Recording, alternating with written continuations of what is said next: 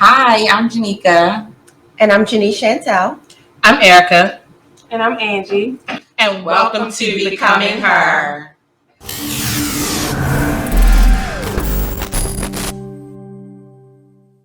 So let's dig right in. So let's start with a butterfly. This butterfly flies around all beautiful and shit, like, it's easy breezy, beautiful cover girl, and it is not. The butterfly should have told us how painful it is when it's a caterpillar going through the process of becoming that beautiful butterfly. So while we all know that it's going to be worth the pain, good Lord. With that, sometimes with pain, you don't want to go through the process because pain hurts. Naturally, if you get a scratch on your arm and you start bleeding, the pain from that scratch, it hurts. And even in the healing process, healing even hurts. I want to dig right in today and kind of talk to you guys about evolving into who you are and who you want to be. And I want to talk about my transition from going from worthless to worthy, because there was a point of time in my life where I had very low self-esteem. I didn't love myself. So I know a lot of people say, well, what do you mean when you didn't love yourself? Not loving yourself is not valuing who you are and what your worth is, and the expectation that you set up for yourself to be who you want to be, not what other people expect you to be. So with low self-esteem, sometimes we lower our standards and our goals that we have for ourselves to appease other people. And that was the place that I was in for a very, very, very long time. When it came to men, friends, I thought giving, showing up, and doing whatever anybody asked me was self-worth, self-esteem. And at the time, it just made me feel like, okay, they're accepting me, so I want to be there. But deep down inside, I felt worthless. I didn't feel worthy. It was at the time when someone needs you, like even if it's a friend or um, a boyfriend or whoever, when you're doing things for other people at that particular time, you feel a sense of worthiness because someone needs you, and feeling needed is not feeling worthy. And that's something that we kind of miss. And growing up, I always had a sense of, I always have to be there for other people, to be in the limelight, to be accepted. I had to do other things and sometimes it's things I didn't want to do. But as time progressed on and as I've gotten older, I had to learn that worthiness to me is reaching my goals and doing the things that I'm supposed to do for myself, inner healing and inner self, healing the little girl that inside that felt worthless, healing the little girl inside that were in bad relationships and decided that I'm going to stay just because, if I do this, he'll stay. If I do this, he won't leave. Or with friendships. Well, if I help her with this bill, she'll be my friend for a couple of other weeks. But one thing about feeling worthless, it really hits you. Self-esteem really, really hits you at a time where you're in a predicament and you need someone. And everyone around you that you've helped, that you've supported, that you've uplifted, prayed for, let them cry on your shoulder. Who takes care of that strong friend? Who takes care of you? Who are you able to go to? And it really hit Erica. What are you really doing? What are you really doing for yourself? Like, when trouble happens, you run and help everybody else. But when trouble happens, you can't really call people. And it was a very long time before I met a circle of sisters that I could and call on and say, hey, oh, I can help you with this. Oh, I can go do that. It was times JaNeka would call me and she would say, sis, why didn't you call me? Because I wasn't used to that. I was so used to being there for everybody else. It was to the point where my self-esteem, if someone gave me a compliment, I'll change the subject. And it was like, why do you do that? Because I felt worthless inside. Although, we don't see it, on our face. I wear many masks. It's what you feel inside when those lights go out, when you're home, when you're alone.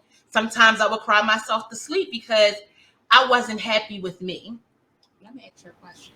What was your aha moment? What was the moment when you said, this is how I feel and I know it's not right?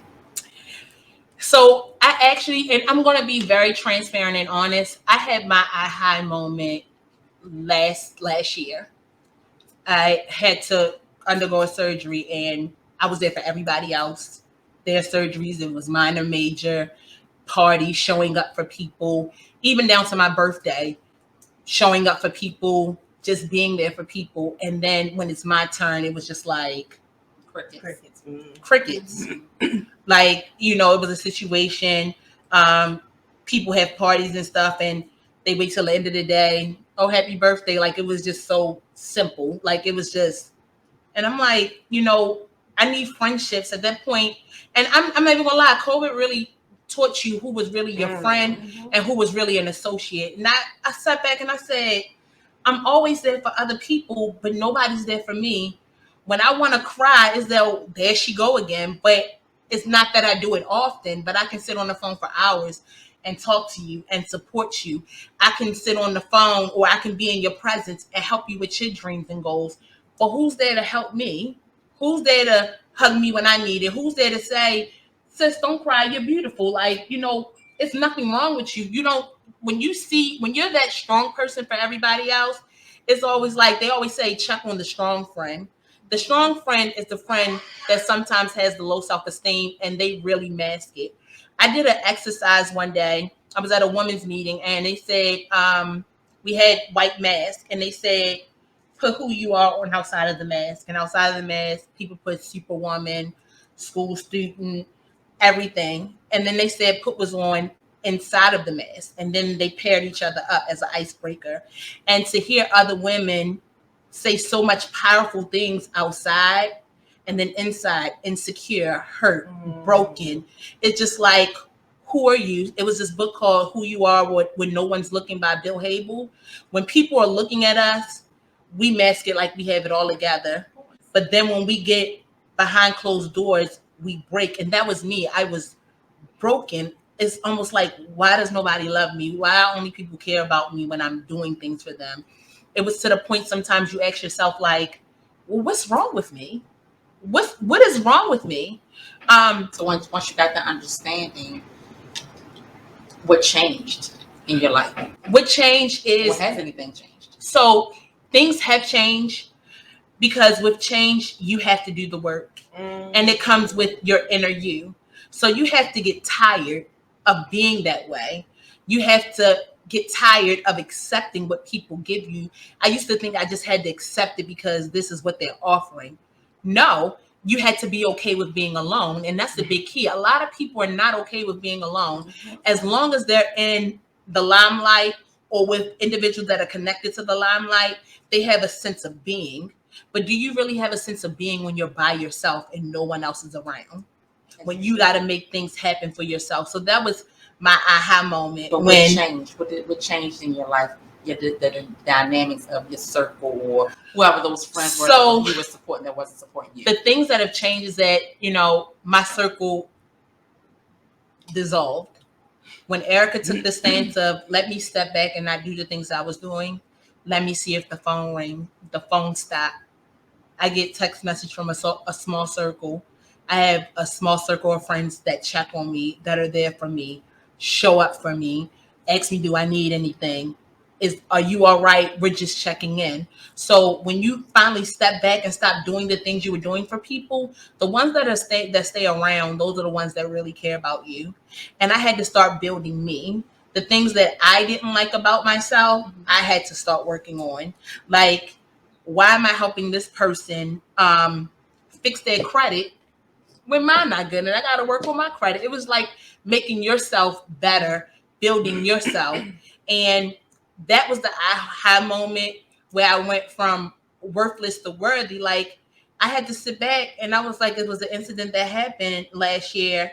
And I'm like, wait a minute, it was chaotic. And I was like, I am worth loving. I am worth being with. I am worth being with someone that's not connected to other people. I am worth it. But you have to feel worth it. You have to want it. But the key thing to self-esteem, the key thing to not feeling that way, is that one thing that everybody's afraid of, being alone and people walking away. When you're okay with being by yourself, when you're okay with being alone and knowing that you are good enough, if nobody else comes around, you can maintain, you can build, and you still want to pursue your goals, then you know now you're worthy. You're feeling that self-worth. Now, I am going to say I'm still working on some aspects of my life. I'm totally not there yet, but I'm working towards being there. So, there are some like, I just wish I could just, but everything that's glitter and gold. So what would you say to the person that you was when you first started giving of yourself so much? So like the little girl in you who wanted to be loved and liked and was giving your all, but you wasn't receiving what you needed. Now that you know better, what would you say to her? It's funny. Kirk Franklin has a song called Hello Fear out, where he talks to his fears and his insecurities. So if I could talk to my fears and my insecurities, I would say that we should be ashamed of ourselves because we were always worthy. They knew we were worthy, but we never believed it. And now that we believe it together, I need you. I'm sorry that we had to go through this and it took you this long and you had to experience that trauma to get to this point. But I'm glad we went through it because look who we're becoming now. And like I said before, when I was talking about the scratch, there's pain when you have a wound and there's pain through the healing process. So detachment always brings pain. Even closure brings pain. And people say, oh, I'm not friends with this person because I'm growing. I miss they did this. Sometimes the apology is not even for you to be friends with the person again, not to get back with the person. It's sometimes you have to write. I wrote an apology letter to myself. I'm sorry I doubted you. I'm sorry that I didn't understand who you were. I'm sorry I didn't value you. I'm sorry that I didn't see what your worth was in your existence. I'm sorry that I tried to take you out of this world before you could become who you were becoming.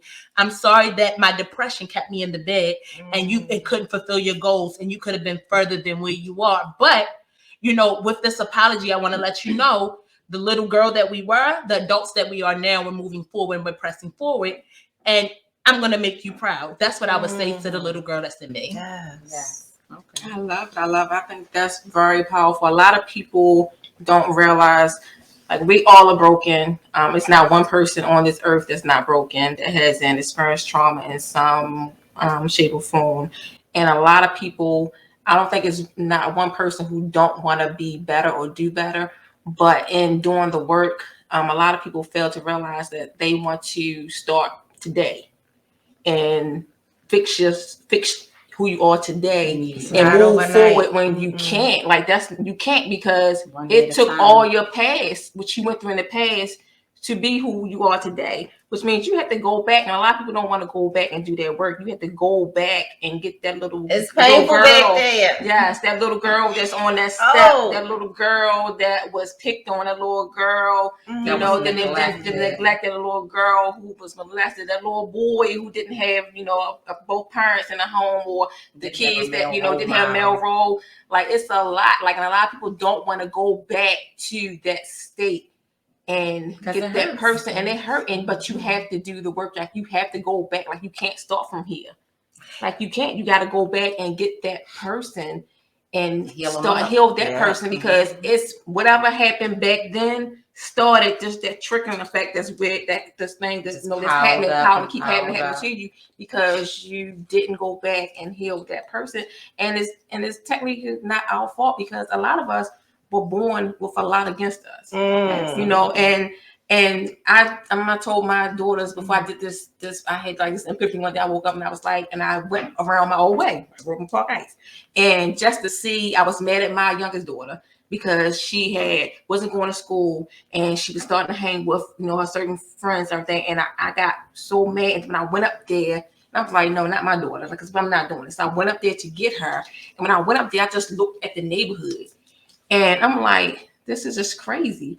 And I got out and I was mad, and I told my daughter, like, this is not you. This is not who I raised you to be. This is not who we selling for. And I told her, and I had to tell her about like your circle, and I had to Like, this is not what you see me do. Like, you don't see me. Like, you need to change your circle. Oh, yes, sir. And I said, and you know, and I hurt her girlfriend's mother's feeling because her girlfriend mother was on the porch. And I told her, I said, you need to change your circle and starting with her. I said, because she's not going any further than her mother. And your mother do not sit on the porch every day, in and out, and don't do anything. Your mother goes to work every day and busts her tail for y'all. And she's not going any further than her mother. Like, you're not going to be that one to keep having these babies like that. I said, I had babies, but I still did what I had to do. Like, this, I don't want this for you. And this is not your future. So you need to get it together. And I went, you know, and I know I hurt the mother feeling, but maybe hopefully she learned something from me. It only hurt if it's true. From saying that, and you know, if it's true. Yeah. Hopefully she, but it was the truth. But it was positive. true. Like, I wasn't downplaying her anything, but I was like, that's not what I want for my daughter. Like, I'm not gonna sit on the porch every day in and out and see my daughter just ain't like doing nothing. Like, no. She knew that she needed to go somewhere else and do what she was doing. But yeah, I'm coming to get mine. You know, like, this is not what we're gonna do. And you know, and I just didn't want that for my daughter. I know I've been through a whole lot, and I ain't realized that a lot of stuff, like a lot of hurt, that you know, you suppressed a lot of things unknowingly. Yep. And I didn't even know that a lot of my stuff that I went through, for relationships, the decisions I made, and who I chose, came from what I saw as a child. And I didn't have a bad childhood, but I saw stuff. And when you see things and when your parents do things, you think that it's okay. So if you see one of your parents dating this person, dating that person, I'm like, okay, that might be okay. So when I got raised, I'm like, okay, like, I accepted and put up what I put up with him cheating, because I'm like, I said it. You know what I'm saying?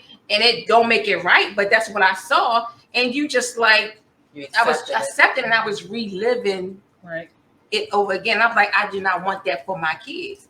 You know, and no matter what you can say, like, don't do this, don't do that, but if you doing it, you lead by example. It's in you. Mm-hmm. If that's what you grew up in and that's what's embedded in you, you're gonna do one of two things. You're gonna do how you was raised, or flee from it. Better for yourself. But I do want women to know, and people to know in general, I believe totally in harm reduction. And I know a lot of women, they regress and say, I tried to do this, like an addict. I'm trying to go to rehab and I'm trying to get clean, but I relapse. Relapse happens with healing. Mm-hmm. Don't look at, I totally just failed. Harm reduction is, if I'm used to smoking 7 cigarettes a day and I do 6.5, I made progress. Mm. Don't make your progress seem small. Any little bits, any little step. Celebrate your wins. Mm-hmm. You have to celebrate who you are. You have to celebrate your wins. I really admonish everyone to write a letter. That question you asked me was really key, off guard, but everybody knows what they would say. Like, we've rehearsed this, but never really said it. Mm-hmm. And I would admonish people to write something to their inner person. And that starts the healing process. That starts, okay, let me go back and see where I was broke and where I needed to be fixed. And it gives you reflection. And it gives you some self-reflection. And it takes time. I'm 38. I'll be 39 this year, and it takes time. It ain't so.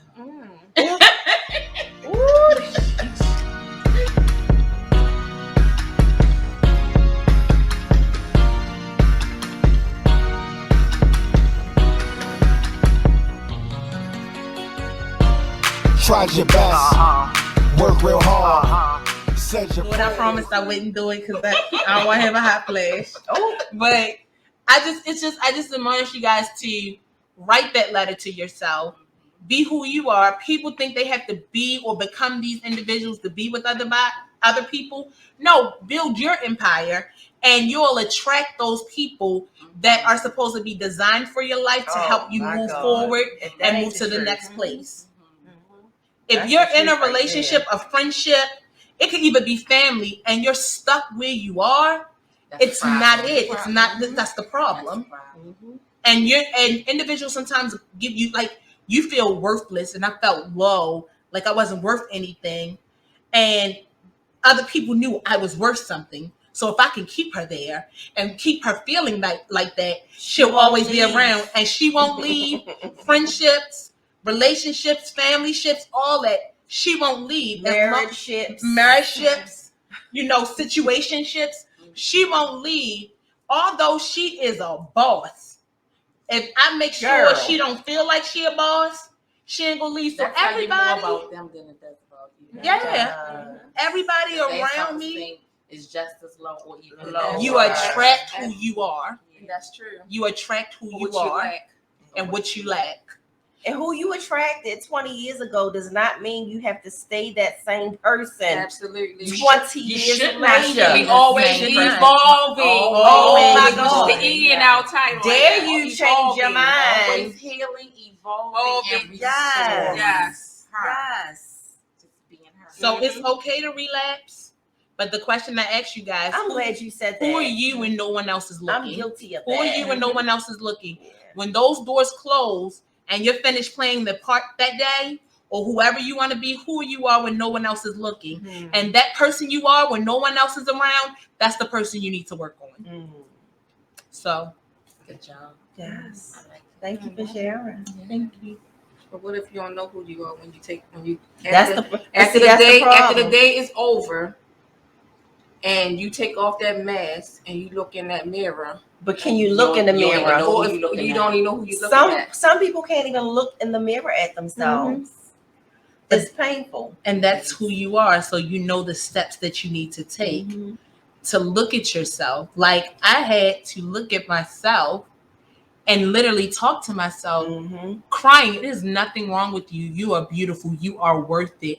You have to be able to encourage yourself. People walk out the door feeling miserable and encourage everybody else. Yeah. And they go back to their lives dysfunctional, unhappy. And that was me. And I had to start telling myself, And you need reminders. until you believe it. Stickies I all did too. over. And my I body. need Mary Jane. with doing that. affirmations I and did empower- too, and I empower still did. statements for me to remind myself Mm-hmm. of who I am. And not that I didn't know, but sometimes you just need to see it and remind yourself. We need to be reprogrammed. Our subconscious needs to be reprogrammed because over the years we tell ourselves negative things about ourselves and we don't even realize that we do that. I know I don't. I haven't in the past. So reprogramming yourself to think more of yourself, you wouldn't think it's a difficult thing, but that shit is hard. It is hard. It's hard as hell. Mhm. It's hard as hell. And the one thing I always say too, it's like, oh, why did this happen again? I thought I was moving towards better. Like, why is this happening again? Sometimes the relapse is not to keep you bound where you are. Sometimes the relapse is to remind yourself how far I brought you from it. It's a reminder how far I brought you and what could happen if you stay in this place.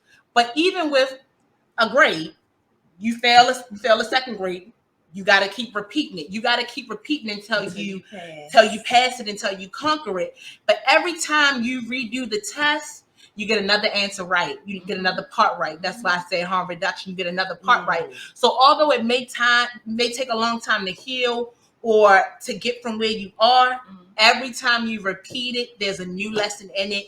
And you are evolving, but you have to let it take its course. You have to let it. Patience is a virtue, and sometimes we lack patience. And that's one thing. I was very impulsive. I got angry, temper. When I'm mad, that's it. But I can't see until I went too far, and I'd be like, dang, I need to come back, and now I need to fix all of this. I need to fix me. And I made a post the other day, and it said that grieving and healing, there is no arrival. Like there is no end date to it. Like you just don't say, I'm right, like I'm done. Like from this certain thing, I'm healed from this certain situation. Like with grief, it's not like the end. Like okay, I'm not grieving anymore. Like it's always you're evolving through it. Like if there's no arrival, you're always going to evolve through it. Like you're healed. You think you might like, all right, I'm healed. I can do this, and then like it just be something just triggers you and sets you back. Or I might get into a place where I'm good in a certain situation, and then you go through it, and then helping you get through it might trigger something in me. But and I thought I was further along in my healing, but whatsoever. While I'm helping you through it, I'm helping myself. So I'm getting further along in my healing process in that particular situation, which is good because I can help you because I'm further along in the process than what you are. And then the next time, say if you go through it, then she can help the next person. It's like a process, like we're forever evolving. Like it's always like we'll always have that scar. Just like you heal and you still have that scar. Like the wound is not there, but you still have that scar. Just like any scar, if you bump that scar, it's gonna hurt. It's the reminder. It's gonna hurt, or that scab gonna come off. So so like it's always a process. It's always gonna be there. And you're always going like a reminder. It's like you learn, like you keep learning from it, and you're evolving and you learn more from it. And then you can go back and help the next person. And that's what's important. And that's what we want to do. And with everything that we're doing is help others. Like as we're learning and healing and evolving, we want to be able to go back and help the next sister. Because you ain't got to stay stuck, sis. No. And the key thing she said, yes, the scar was the reminder. What do you do with that reminder? Do you remind yourself and stay stuck, or do you remind yourself of that scar to say that or that burn? Don't do this again. This is keep going. You got this. And sometimes I wonder when you ask me, what would I say to the little girl? What would the little girl say to me if she saw me now? I'm proud of you. Congratulations. Exactly. Keep going. Amazing. Exactly. You brought us a long way. So I say this to say, going from worthless to worthy, and that was within me. That was a self journey for me. It had nothing to do with anyone else. It was to the point where I had to write myself an apology for doubting myself and not loving myself to the capacity that I could love. People loved me the level that I was on, and I allowed them to do that. TD Jake said something like, how can you expect 10-gallon love and you're only used to 1 gallon love, but you're giving yourself 1 gallon love? You want someone to love you on your level. So if someone say, I love you, and they love you on your level, and that's the level of depression, that's all you know. That's all you know.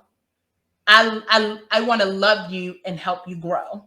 There's many times that I've called JaNeka crying. I was like, I just want to leave my job. I want to leave it all. I want to do this. I'm crying, like wallowing, like I'm just so hurt. And then she say, well, sis, how you going to pay your bill? And I'm like, it's real. Like, bring it back to reality. She said, sis, I understand you hurting in this, but you got to make it make sense. That's a friend. That's my key. That's someone that's helping you. Make it make sense. She said, you got to make it make sense. And I'm like, I know. Yeah. I'd be like, look, I'm gonna just call you back. Yeah. And then I'd be like, they probably not be texting. She be like, you already texted me. You be all right. That sounds just like her too. But it's that sense. It's like a day later. Are you feeling better? Yeah, I went to work today. Yeah, because you can't live here. And you got a child to provide for, so you got to work through this. Those are the type of friendships that you should have, build on. Make it make sense. Make it make sense. All right, guys. So we appreciate y'all tuning in today. I hope you guys got a wealth of information and understanding about this new journey that we're on, and we hope you guys continue to tune in and support, and we're going to support you the way we hope you guys support us. Absolutely. And keep healing, evolving, and restoring, and we'll see you next time. Yes. Bye.